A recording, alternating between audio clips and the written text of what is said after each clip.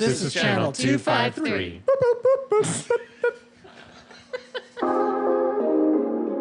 On this episode of the Grit and Grain podcast. The book that I'm working on, the cookbook, by that name, Tacoma Aroma, Savor the Flavor is the name of the book.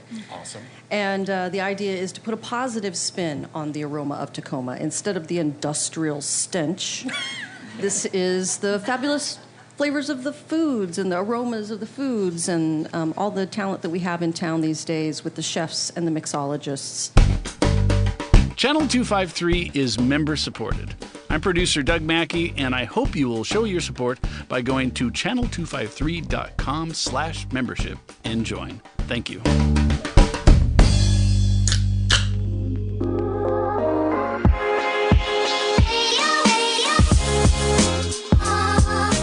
Welcome to the Grit and Grain podcast, where we explore and celebrate the craft beer industry, community, and history in Tacoma, Washington, and surrounding Pacific Northwest areas. Thank you so much for hanging out. Let's get to it. Hi, everybody. Welcome to the Grit and Grain podcast, coming to you guys from Peaks and Pints in Tacoma, Washington. Thanks, as always, for hanging out. We're back in our normal recording place. Thanks to everybody who came out to Brew 53 and hung out while we did a live show there. That was super fun. And yeah, we did a big old info dump on all the stuff going on this week, including this. Happy midway through Tacoma Beer Week as well. Yes. Is everyone staying hydrated? Yes. Drink your water. I had a liquid IV, I put a liquid IV in a Powerade, and that was awful. Whoa. So don't do that. Yeah, one or the other. Yep, one or the other. I was like, oh, I'm gonna be super hydrated, and that's not how that works at all. Your body's like, there's too much liquid. Yeah. My name's Matt McLaren. Thanks as always for hanging out. How's it going, Ron? It's going great. Thanks. Great. How are you today? I'm good. Good. Thanks. What's it? Never mind. Oh, I did not. Didn't know that was the thing. Yeah. That's fine. Whatever. Hey, Ron, how's it going? Oh, it's great. Awesome. Well, I'm super excited for this. Bethany, how are you today? I'm good. Awesome. How are you guys? Very good. And very hungry. Yeah. Yes, so Staring am at I. food amazing. For a hot minute here. Doug is also on mic. How's it going, Doug? I'm drooling on the mic. Yeah, I think we all are. We have an awesome show today, actually a doubleheader today, because I don't think we could have fit all of this into one if we tried. Or at least we would have, been left wanting more, I'm sure. But yeah, we've been waiting for this one for a minute, and this is actually a topic that we've touched on a couple of times and never really spent a ton of time on, so I'm happy we could actually do that. Ron, who are we talking to today? We're talking to Kris Hay from Tacoma Aroma Flavor. Yay! Hi, Kris. Hello. How are you? I am well. I'm so excited to be here with you. I've been listening to the podcasts on and off over the years, but when I knew I was going to be on the podcast, I went back and did some re-listening, and your voices are all so familiar to me. I've been dreaming of you. And you still showed up. I know. Yeah, thank you. Yeah. A woman of faith, apparently. So yeah, I'll let you kind of tell obviously your story and such, but Tacoma Aroma and Flavor. Obviously, we're talking a little bit about food today. But one of the things that we wanted to do was kind of combine our brains a little bit and pick out 6 what we thought were iconic or very representative bites of food around Tacoma, whether or not they're old or new. And then Ron has been writing about food for 20 plus years around Tacoma. That's Tacoma Aroma and Flavor. That's the whole thing. And then I, as I've probably talked about once or twice, am a Cicerone. But part of those exams is understanding how food and beer actually pair together on an actual aroma and flavor compound level. So I'm gonna see if I can apply some of that nerd shit today when we're eating through some of this stuff. But before we get into that, Kris, what are you drinking right now? I can't pronounce it. Oh, It's- yeah, I it's can't the either. hef. Ron, it's number 14. How do you say it? Weinstammer. Weinstammer. What? Weinstammer. She's I don't taking think a that's German right. accent. Weinstammer. There you go. There you go. Calvin was just there, so. And he brews German beers, too. I've seen the word so many times. I've never tried to say it out loud. It was like Ron swung 3 times in a row at a single pitch and struck himself out. Yeah, exactly. Fine Stefana. The iron Fine on. Stefana. Damn it. Absolutely delicious, classic half. It's one of our, that was our lawnmower beers. One of our lawnmower beers. Yeah. The oldest brewery in the world, too. I know. Which you're going to want to know if you're going to be at trivia tomorrow. People won't hear this until after trivia, but hopefully that question came up. Bethany, what are you drinking? Our mutual friend, West Coast Pills. Awesome. Is that what you're drinking, Ron? Exactly. Awesome. Cheers. Ancient Palms. Cheers. I'm actually just drinking our first beer. But I do kind of want to just get into our first bite of food really quick. Let's do it. So we, like I said, we wanted to pick a couple of what we thought were what's up, Doug? No, just. Oh, I was like, No, you're seeing me peripherally. I'm lurching toward the food. I know. I was like, what? No, I'm fine. Don't worry. So yeah, one of my favorite bites of food is actually lumpia. I love it so much. Really any pot sticker food. So mandu or gyoza. Lumpia is a delicious Filipino pot sticker, and there is a really fantastic spot over on Center Street in Tacoma that is open for 8 hours a week, just on Fridays and Saturdays, but happens to make one of the best bites of food in Tacoma. They just had their anniversary. They're not super old, and there's definitely older dumplings, egg rolls, and fried delicious Asian food in Tacoma. But I think these guys kill it, and it's delicious. Isn't that over by Tacoma Screw? Yes, it is. Yeah. I know. Sean was just here, and he was like, yeah, when I worked there, we used to walk there all the time. Well, and they surely have the largest menu. They have 60 rotating lumpia in Yes. addition to their 11 regulars. Yep. Yeah. Yeah. So this is their anniversary version, which is the Angel's original, but they do it in a big long roll. Did you say whose it is already? Lumpia. Okay, Northwest Yep. Lumpia. Yeah. And Angel is one of the original owners, right? Correct. So the beer that we actually paired it with, you guys can all take a bite, obviously. If you guys are out there and you haven't grabbed a piece of lumpia, please do. Should we make crunchy noises into the microphone? Yes. Because they're still fresh. My lovely wife fried these right before she came here. Thank you, Which was Arena. awesome. Wow. Please bling them daily. They're so good. They're so good. And these, they serve them with sauce, but you just don't need a lot of sauce. They're so, well seasoned. Okay. So the first pairing is actually a beer we've already talked about, but it's actually Kelvin's beer. His goes that he brewed with Narrows in Tacoma. That was served at Brew 5-3. That also took second place at the first ever Tacoma Beer Week Pro-Am. Also, I think should make a good pairing. I have not tried these two things together, so I'm just basing this off of my own speculation. But when you have really good lumpia, or you have a really good pot sticker, really good gyoza, you might have a vinegary / sweet, a little bit tart sauce that goes with it. The idea with this kind of slightly tart, really light gyoza is that you can kind of mimic sort of those vinegary dip flavors, and then it still balances out the salty and the savory and everything. So tell me if I fucked up or not. No, it's nice. Not, you did not. It's nice. The tang of the lumpia and the sour of the gyoza. Did I say it right? Yep. It's crazy. Goes or goza. Nice. Very Okay, nice. that totally I thought works. that's Goes how or you goes said with everything. You said something. Goes with everything. Isn't a cuss word in Chinese or something? I'm thinking of the Serenity. What happened? Remember in the sci-fi show? Wine Stefaner. Well, yeah, and that was a curse word in Chinese. I thought. What was? Goza. Oh, maybe. I don't know. Someone I will do have to not verify. remember that. I might have show, just said actually. something really offensive. Goza. I know. Chris comes on and just burns the whole house down, right? Right off rip, man. I've listened to y'all. You curse just a little salty on this show. Yeah. Fair enough. Not as salty as the It's beer. mostly me. Yeah. Well, yeah. Speaking of salt, the lumpia definitely has some kind of soy stuff going on, and then that's complementing the beer nice too. I think. Totally. While we do this, So like one of the things that I do a lot is I host beer dinners quite often. It's one of my favorite types of events to do. I've worked with a lot of local chefs. We've written menus together, or they just tell me what they want to cook, and then I try to make the beer match as well as I can, which is kind of how this worked. We did pick the food, but like I don't get to pick what ingredients are in it. I just have to understand like, you know, what actually comes with these bites of food, and then hopefully pick the right beers that go with them. Some of these bites I have actually not had. So like a pambazo, which is one of the next things we're going to try. I have not tried these from Tortas Locas before. So I'm excited to see how this actually works.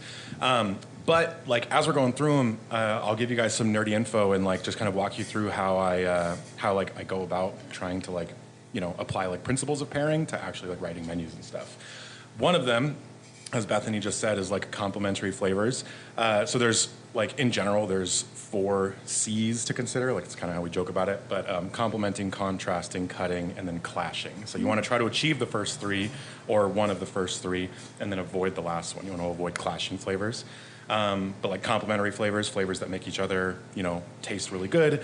Contrasting flavors that are pretty different, but when you put them together, mellow out some of the more intense flavors of the other one.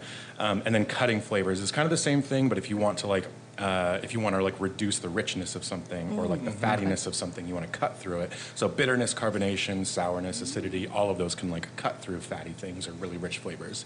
And then if your pairing is like clashing, usually the easiest way to find out, which we might today, because again, I don't know. So far I'm 1 for 1. But if your flavors are clashing, like if you take a sip of your beer or your wine or your whiskey or whatever you're trying to pair, and like the unpleasant characteristics make themselves really well known when you're chewing on the piece of food and you have the sip of beer in your mouth, that's how you know that it didn't work. So like if the beer tastes way more alcoholic, if the beer tastes way more bitter, if like roastiness gets bumped up to the point where it's like smoky and acrid, probably didn't work. I have an example. Yes. So like in the morning you're drinking coffee and you have like a bite of pineapple or something and your coffee tastes awful. Yes. Because it's too much acidity, right? You just got like too Totally. much acid Right. going on, maybe. Right. And like overwhelming Fruit and coffee, I just, yeah. Give me overwhelming something flavors can totally, like if you have like a really fudgy like chocolate cake and then you serve it with like a stout, then it's like that's a whole lot of chocolate, and it's kind of the same print. It's like the same thing. You're just overwhelming it. You would, if the thing is already rich, you want to try to cut it or you want to try to complement it. You probably wouldn't want to like pile on to it. Yeah. So yeah, that's the brief intro. I'm glad that first. Are one we really ready for our worked. Cicerone test then? No. Yeah. What? A good 5% of it. While I'm finishing this piece of lumpia, Kris, can you tell everybody why you started Tacoma Aroma and Flavor, and where some of this is coming from? Yeah, so Tacoma Aroma Flavor, the book that I'm working on, the cookbook by that name, Tacoma Aroma, Savor the Flavor is the name of the book. Awesome. And the idea is to put a positive spin on the aroma of Tacoma instead of the industrial stench. This is the fabulous flavors of the foods and the aromas of the foods and all the talent that we have in town these days with the chefs and the mixologists. And yeah, it was really sort of a lightning strike moment for me. I was, I wasn't drunk, but I had a lot of rum and was at Over the Moon and then across the street at Devil's Reef. Actually, we started at Devil's Reef. It was the week they opened. Oh. Or the month they opened. Something That's where the rum close to when comes they in. opened. Yeah. And Over the Moon, where they serve wine, beautiful wines, but didn't yet do a cocktail program. Ah.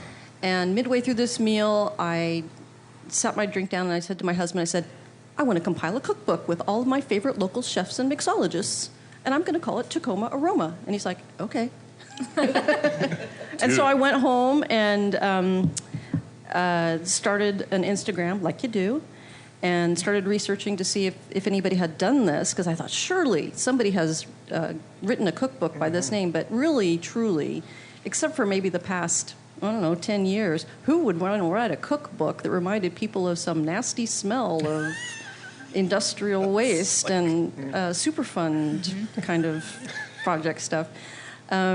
So that's why I say putting a positive spin and just, really wanting to elevate those local chefs and mixologists, especially people who take a real sustainable approach and who source their local ingredients and Yeah. So I started it pre-COVID.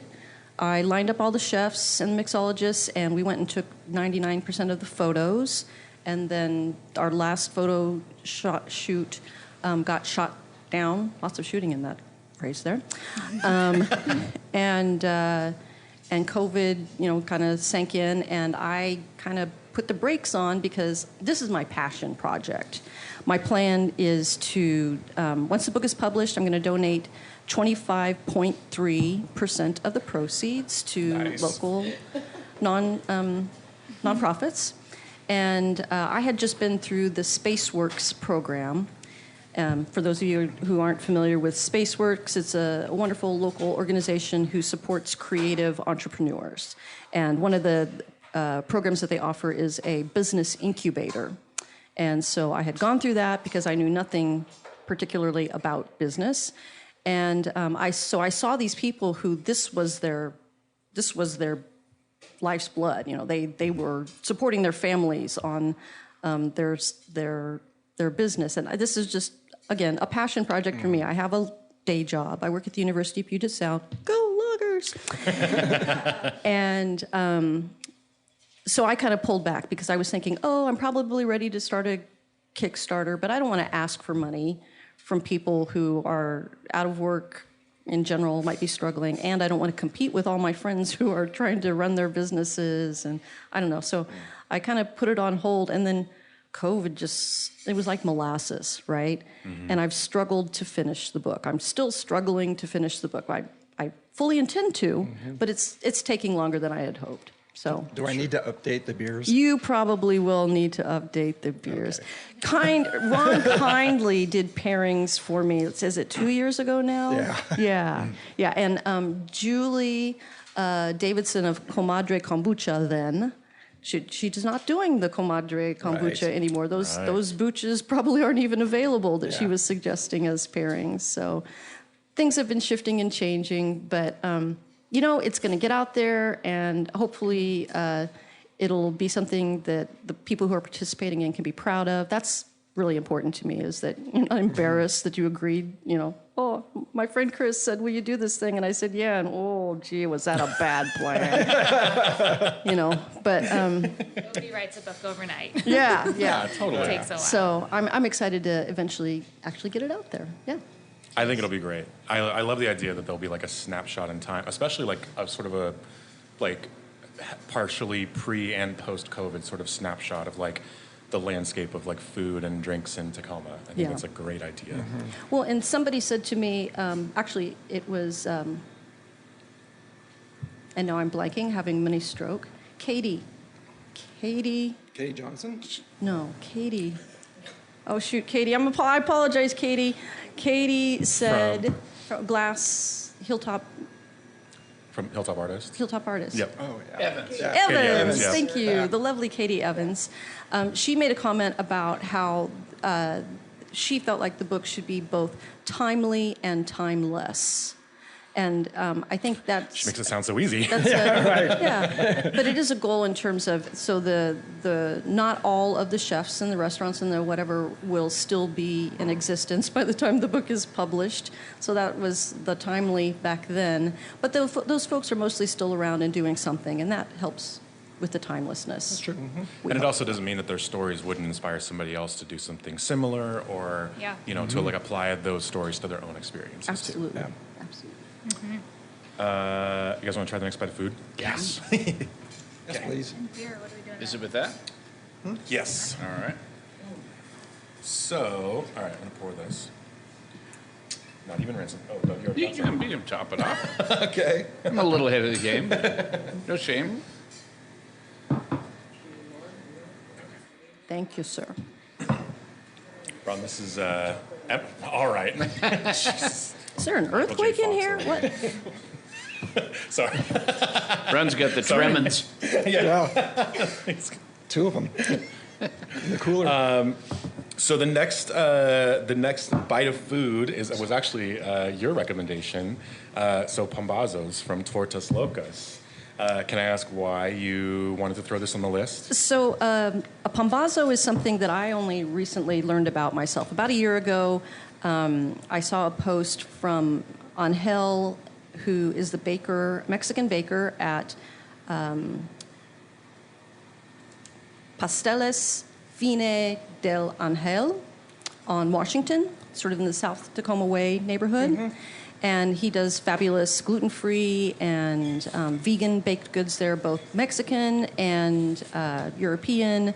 And he had, in September, he had posted a picture of a bun that he said was a pambazo bun, and that if anybody was interested, we could get those from him, and he would give us the recipe for how to make a pambazo sandwich, which is something that is traditionally eaten to celebrate the independence of Mexico from France, which happens in September, not on Cinco de Mayo. And so the pambazo, the thing that's special about it, it's a low bun. It's like an inch and a half tall. It's all sort of ovular shape. And you take it and you dip it in a chili sauce. They use guajillo chilies that traditionally, and it's sort of an enchilada-y kind of flavored sauce. You dip it in the sauce, you fry it on the pan, get a nice crisp fry on it, and then you slice it open. And inside, again, traditionally, it would be potatoes and chipotle seasoning, or I didn't need to say chipotle, chorizo seasoning, or potatoes and chorizo, which is what I think we have here. And yeah, so happy Mexican independence. These are big, too. I know, they are. Which is good. They're, I'm just, I'm like a pretty big nerd for just like sandwiches that you dip in sauces and juices. So like Red Hot's Italian beef sandwich, for instance. That's like one of my favorite things to eat, I think, in Tacoma. And probably also would be like, if we were doing this on Tuesday, I might have grabbed one of those. But you kind of have to eat them fast, is the other thing. Same with pambazos. They dip them, and then you kind of got to like eat them fresh. This is still so good. His stout is amazing too. So- This is the E9 one. This is Harpua, which is Emma's sweet stout that she brewed with E9. So we're just going all Tacoma for these first few, and Tacoma Pro-Am. This is the beer that that barely took Kelvin out at the first Tacoma Beer Week Pro-Am. Absolutely delicious. Sweet stouts are a little bit sweet, but they have these fantastic sort of like cold brew coffee, roasty like flavors. I love the flavor of like particularly like Mexican chili spices with these like dark roasty coffee flavors. I think they're awesome. Pambazos are super savory, chorizo and potato. They're like kind of rich. You can kind of use the bitterness and like the roastiness to sort of cut through that, and then obviously the sweetness will kind of balance that out a little bit. It's really nice. I feel silly that we're on camera for the first time and I'm shoving food in my face like an animal. We are on camera. I know. Don't think about it. Sorry for reminding you. What was that gesture you just made? Yeah, the chocolate in the beer with the spices on the sandwich is so good. Right. This one, it's close, but it does pull some bitterness out of the beer that like isn't there without the bite of food. So like that's like a minor red flag. I would try to avoid that as much as I can. It's fine with these, I think, but like that's a good example of like a little bit of clashing. Like you have this bitterness that you can't really taste it in the beer by itself because it's already very well balanced. So when you introduce something that kind of disrupts that and the bitterness kind of pops a little bit, I try to avoid that as much as I can. Do you think there'd be a better beer pairing now, having this? There could be. So like I was gonna do something more like a Vienna lager, just like match like the toasty sort of bready character, and then like earthy, more like herbal hops, which I think would like still pair really well. But I was kind of hoping to see like how this like almost like desserty beer would go with this like very savory sandwich. And it's like it's mostly there. I would probably if I was doing like a test menu tasting or something, I would probably try it with something else before I actually put this on the menu. But it's close. It's very close. All right, 1 for 2. I'm gonna say 1 for 2. I don't know. 1.75 to 2. All right. That's it. This is delicious. Actually, Rich was nice enough to grab these because he lives dangerously close to. Thank you, Richard. To Tortas Locas. Dangerous. Yep. If I lived any closer, it would be a problem. There's also delicious empanadas down the street from Tortas Locas, which I was real close to putting that on the list too. It was a hard for everybody out there. There was quite the email thread of all the Tacoma food businesses that didn't quite make the cut, but almost did. And there's so many to choose from for today. So I know that's true. Well, and we were Sorry, talking naps. Naps, yes. We were talking about how there's such a wide range of cultures represented in Tacoma, and so part of this, I think, was an attempt to sort of bring some of that in. Didn't Totally. the sandwich originate in Veracruz? Yes, as a Ron, street I believe food? it did. I think so. I'm not sure. That was like the best internet expert. Like, I'm pretty sure this is. I believe it. I believe it too. It sounded convincing. Delicious. We're gonna pour one more beer here in a second, but it's across the room. So we're gonna take a super quick break, and we'll be right back. Hi, this is Eric Hanberg of Channel 253, and I want to thank you for listening to this podcast and all of the podcasts that we have in the network. Yeah, this is producer Doug echoing that thanks, and also saying that if you would like to support us with a membership, please go to channel253.com/membership and join. It's $4 a month or $40 a year, and it pretty much is the sole reason that we can come to you now with podcasts. We are listener supported. You can help keep the microphones running. $4 a month, $40 a year. Channel253.com/membership if you want to check it out. And again, if you are a member, thank you. And then also shout out to Channel 253. Very happy to be a part of Channel 253. Fantastic network of local podcasts. Stay connected to Tacoma and support those guys as much as you can because they're wonderful. I'm a member. If you're not a member, get on it. Get with it. Yeah, what Kris said. Thank you, Chris. She's better at this than me. Well, she's invested. What? Me too. I am too. Doug, I'm a member. Sorry. Your voice went up like 5 octaves there. I know. So it sounds like I'm lying, but I'm not. She's willing to step forward and testify. Damn it. Well, now I'm going to do it really hard, and it's going to be weird every time. It's going to auto-renew. You have no choice. That's fair. That is so smart. I'm really glad they do because I don't have to think about it. It just auto-renews. Yeah. Yeah. It's a good model. yeah, no one's doing it. I know. We're just collecting You sneak into Patreon your ideas. Sneak into your house at night. We all have new beer in front of us because we're all going to take another quick bite of food. So This is going to be interesting. it is going to be interesting. Yeah. So yes, you do have the beer. Yeah. So this is a beer we've actually talked about a couple of times. And I actually told the story when Paul was here from Great Notion about a previous pairing I have done with this particular beer. Piwo Grodziskie is a classic like Polish style of smoked wheat beer. It is made with oak smoked malt, and it's delicious, but it is like pretty pronounced like smokiness. And it's being paired today with a Frisko Freeze. Oh, damn. With a Frisko Freeze cheeseburger. That works so well now. Does it? Yeah. Yes, it does. Yeah. It's crazy. Doug, Good. you remember when you were the hometown celebrity and you wrote that I story do. on Frisko Freeze? I do. Do they still have the wax papers? Yeah, I think so. Yeah. I think so, yeah. That was half your article, the wax. Well, that's classic. Yeah, the paper bags. Yeah. Oh. Well, they were wax paper. Okay.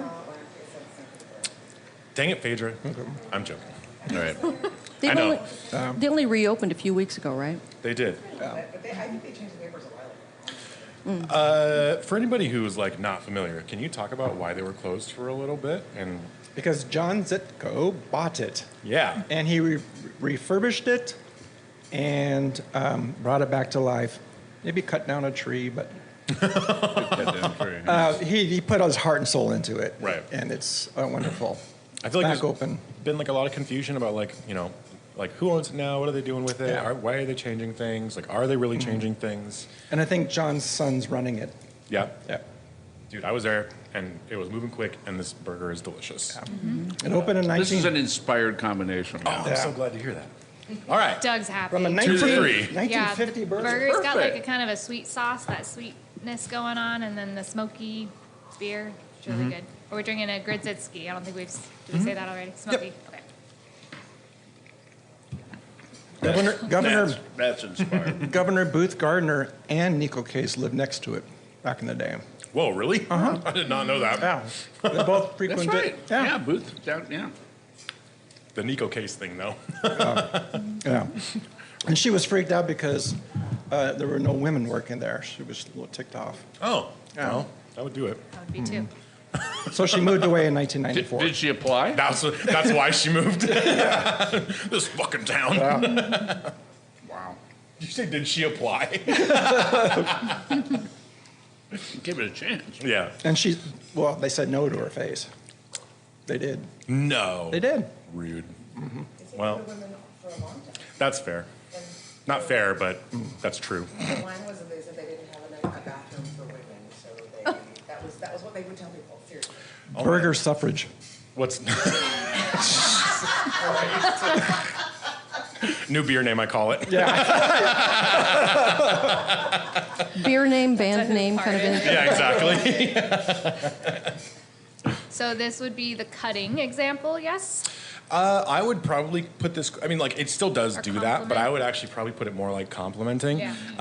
And like specifically for the reason that like a bacon cheeseburger is totally a thing, and like if you have smoke bacon, it's usually with something like oak, and so you have these flavors that already are known to go well with a burger, and you can recreate that with a beer and the burger. That's actually my favorite like way to try and pair food, is like as much as I can help it. I try to apply the principles that I mentioned, like the 3 C's. But like one of my favorite things to do is like try and create a familiar food flavor out of like a food and a beer that have nothing to do with that, like directly. So like an example is the first time we talked about this beer, I was at a pairing dinner and the menu was all French, and so we were serving gougère. So just puff pastry with a little bit of melty cheese inside. And so I was like, all right, well, I'm gonna try and, make this taste like a cheeseburger, basically. So I took this like oak smoked wheat beer and then paired it with this little like bready, melty cheese sort of thing. And like, sure enough, I was like, hey, this I'm hoping this is a very familiar flavor. If you guys like pick out what I was going for here, shout it out. And like somebody yelled cheeseburger immediately, even though neither of these things really had to do with that. And it was like a delicate little French pastry. So it shouldn't have brought that to your head, except as soon as you took a bite and then you drank the beer, that's what came to your head. Yeah. You can like, if you have like a really, like one of my favorite ones to do is like if you have a really soft like Gouda, like soft kind of melty Gouda that's kind of on the mild side, and you have like a really bready like Doppelbock, if you take a bite of the Gouda and you take a sip of the Doppelbock, it's like a grilled cheese sandwich. It is exactly a bite of a grilled cheese sandwich. Yeah. I love grilled cheese. I've never seen you so excited, Bethany. Oh, come on. I love grilled cheese. I mean, it sounds really good. Yeah. Yeah. No, that's like, I think that's like, I love that. And I, like, I've been, joking with Ron, like, I've been reading a ton of like food science and like flavor science and like how your brain processes like chemical compounds that, make flavors. And so I love the idea that you can like create these random like combinations that'll just remind you of like a thing that you've had when you were a kid or something like that.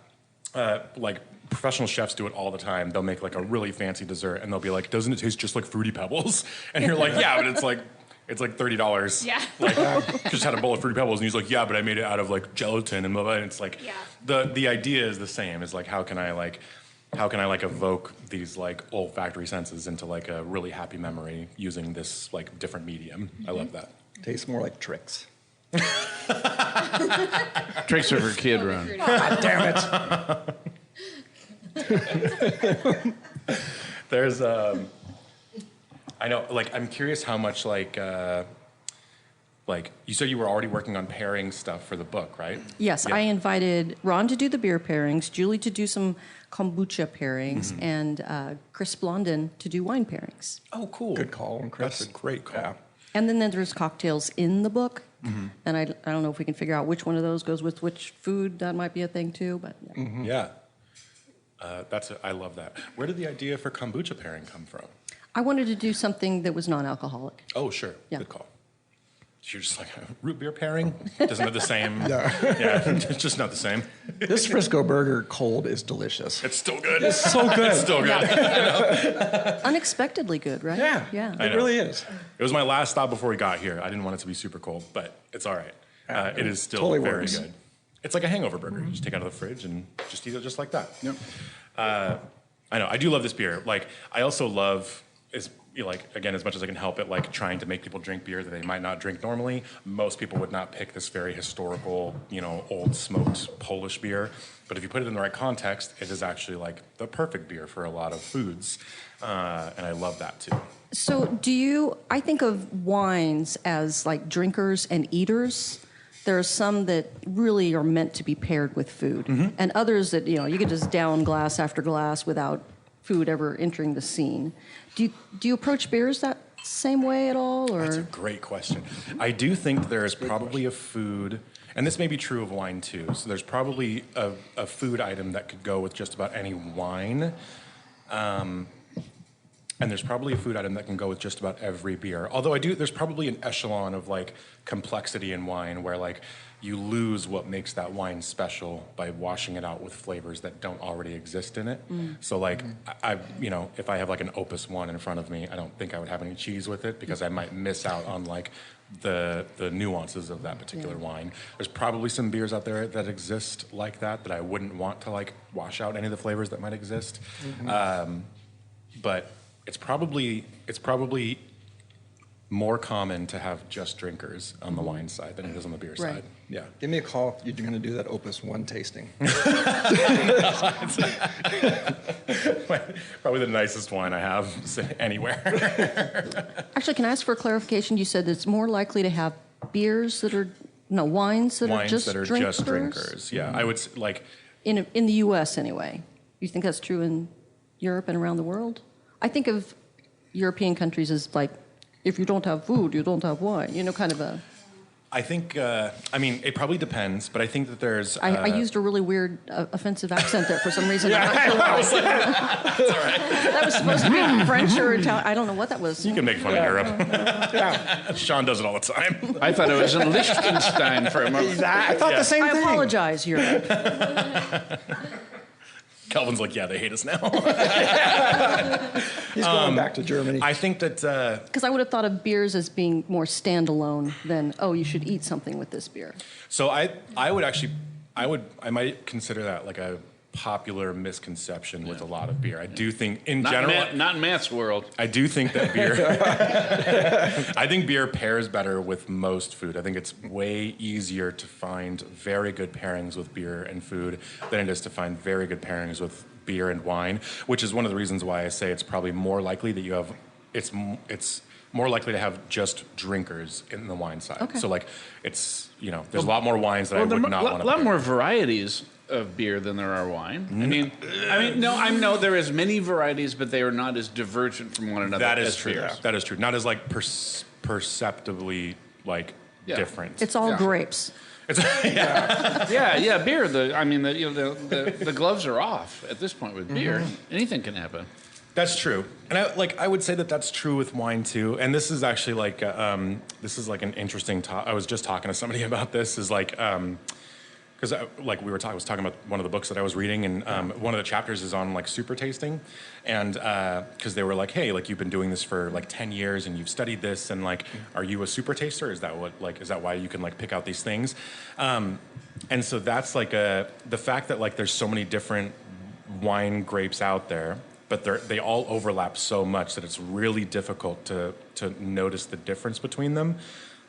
Versus like beers, there are less beer styles, but they are way more perceptibly different. So you have like vastly different experiences.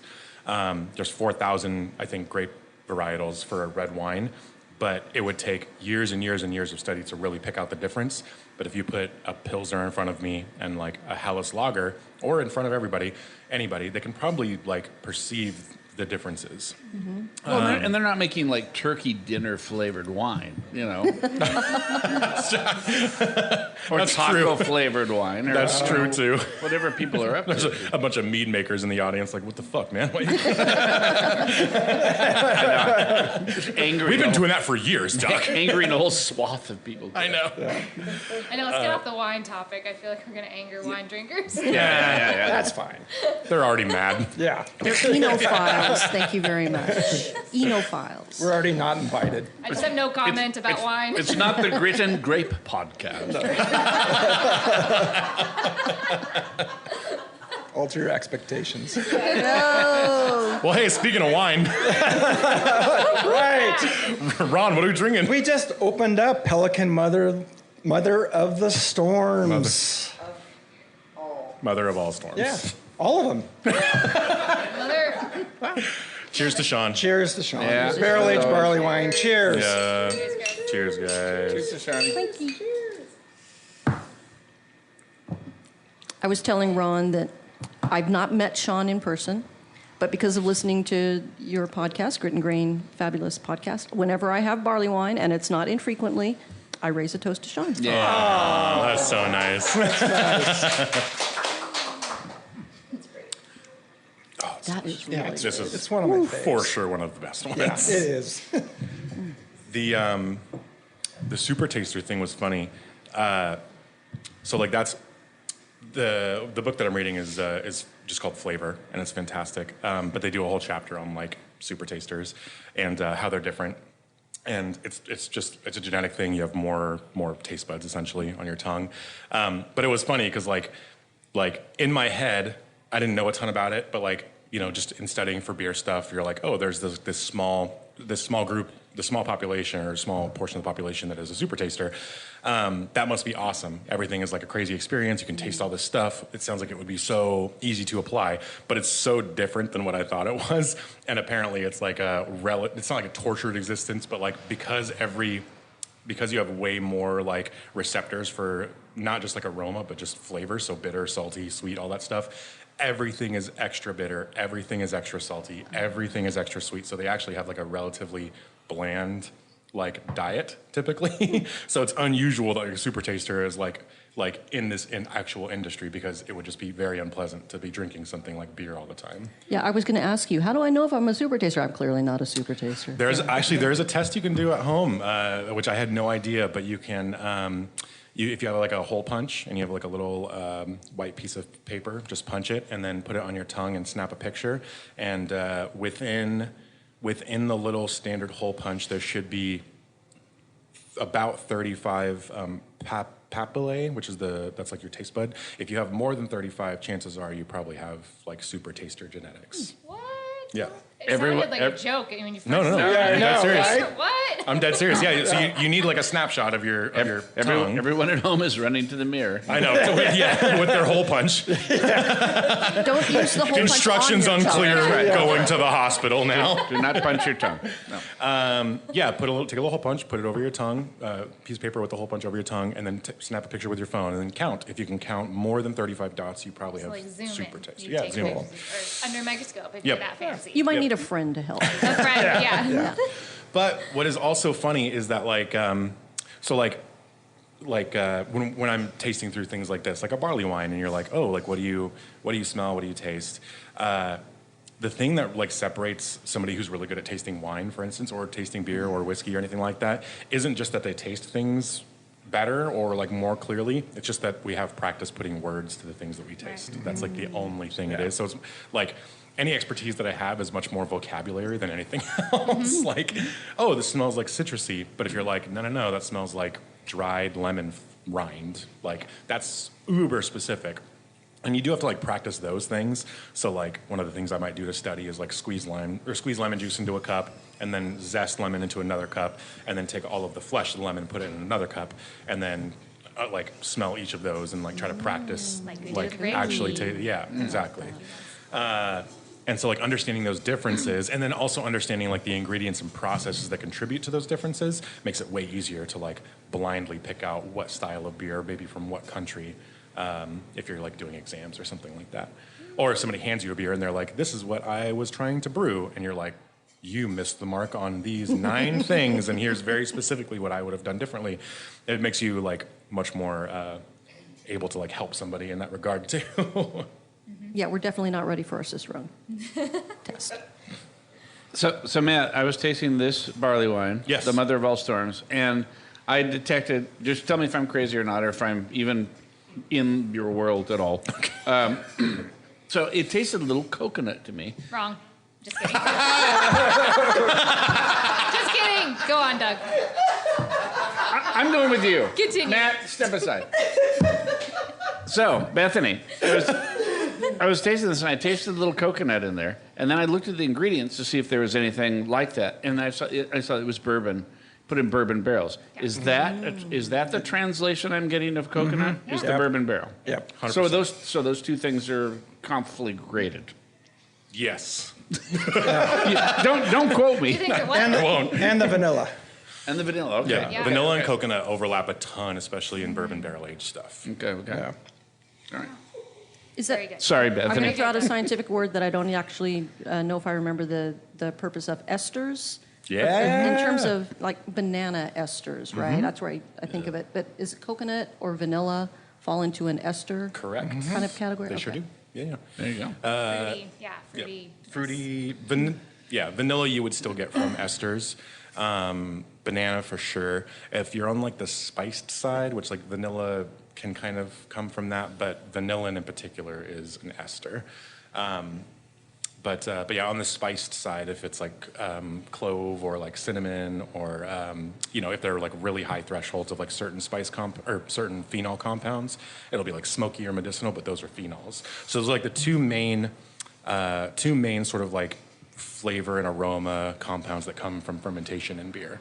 The banana ester, isoamyl acetate, is like the major banana compound. So like if you want to make something taste like banana, like banana runts, they isolate that compound and they put it in banana candy to make it taste like banana. But German wheat beer yeast, German hef yeast, creates it in major abundance, just naturally. So that's where that comes from. Yeah. So Awesome. that beer you're drinking probably tastes a little like bananas. Yeah, I right? was You thinking guys that's are- what I was thinking. Yeah. And I was like, oh, coconut and And some vanilla and clove banana. and, And, yeah, all those. Oftentimes, it seems like my favorite spousal unit / favorite amateur cocktail mixer will make us something, and then he'll ask me, so what do you think's in that? And he asks me to try and figure out what is in there. And oftentimes when I can't figure out what that sort of subtle undertone is, I'll say, is there banana in there? And oftentimes that's what it is. Banana. Nice. It's a good. Now you can just say esters, and it'll cover the board. Yeah, exactly. Cover the fruit board. Flavor. Yeah. There's a flavor in there. Well, it's we're 3 courses in, 3 beers in, and we're getting close to the end of the first episode. So it might be time for a fuck-up story. All right, Grit and Grainers, I'm Sean Jackson, and I fuck up all the God-blessed time, as we all do. So, please do regale us with your fuck-up stories. Kris, I don't know if you have one, or if you have one from your favorite amateur cocktail mixologist. Yeah, my favorite spousal unit, any time you hear me refer to my favorite something else, it's my husband. Aww. My sweetie pie. I don't have any really industry-related anythings. And I've rarely almost died doing something. There was a kayaking trip, but I don't think that qualifies.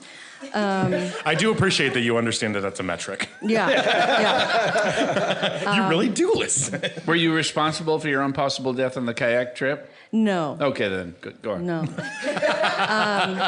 I was locked in the basement when I was baking and had to crawl out a window. That's not really... This is about to be the most fucked up fuck-up story. Bacon in the basement. Everything, all of my potential fuck-up stories are all real just sad. Sounds like a Lifetime movie for a second. No, the thing that I was saying is I used to fuck with people that was alcohol related. back in high school, college, I wasn't really a big drinker, but I would often go be the DD and play with the drunk people. And in college, I had folks convinced that I was twins. Blonde twins. One named Kris, one named Kim.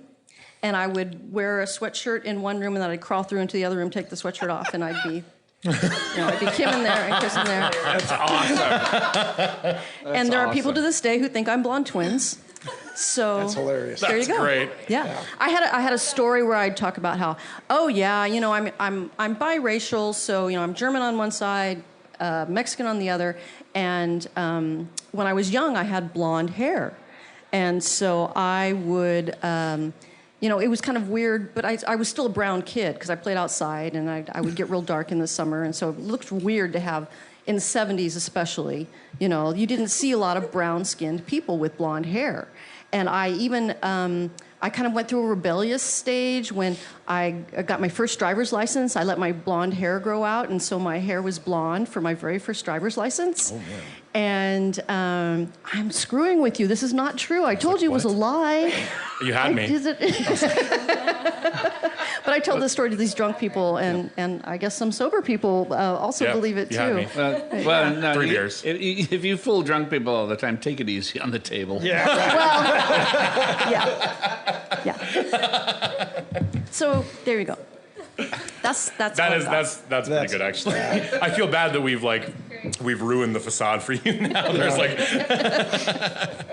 All right, Grit and Grainers, email us at cheers@gritandgrainpodcast.com with your comments, opinions, and other Tacoma food pairings, such as Tacoma Szechuan intestine and beef tripe hot pop and Lucky Envelope oolong lager, Paldo World crunchy silkworm poi pei, and Heineken Tiger Soju infused lager cheeky plum, and International House of Pancakes Sonic's Blue Blur special hedgehog pancakes paired with Odd Otter's Mama Otter pancake porter.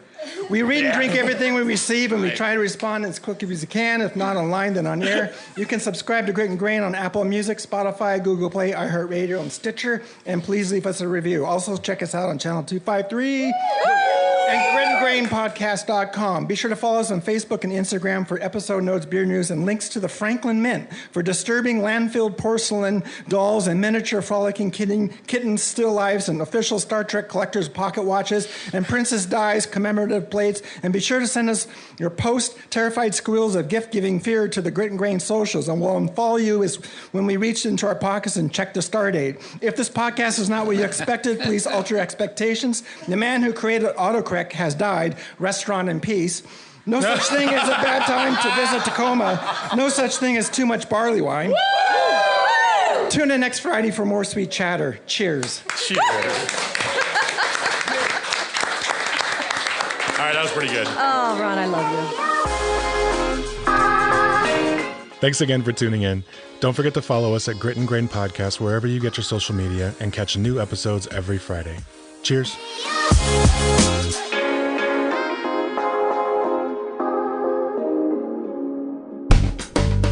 Channel 253 is member supported. I'm producer Doug Mackey, and I hope you will show your support by going to channel253.com/membership and join. Thank you. This is Channel 253. Shut up.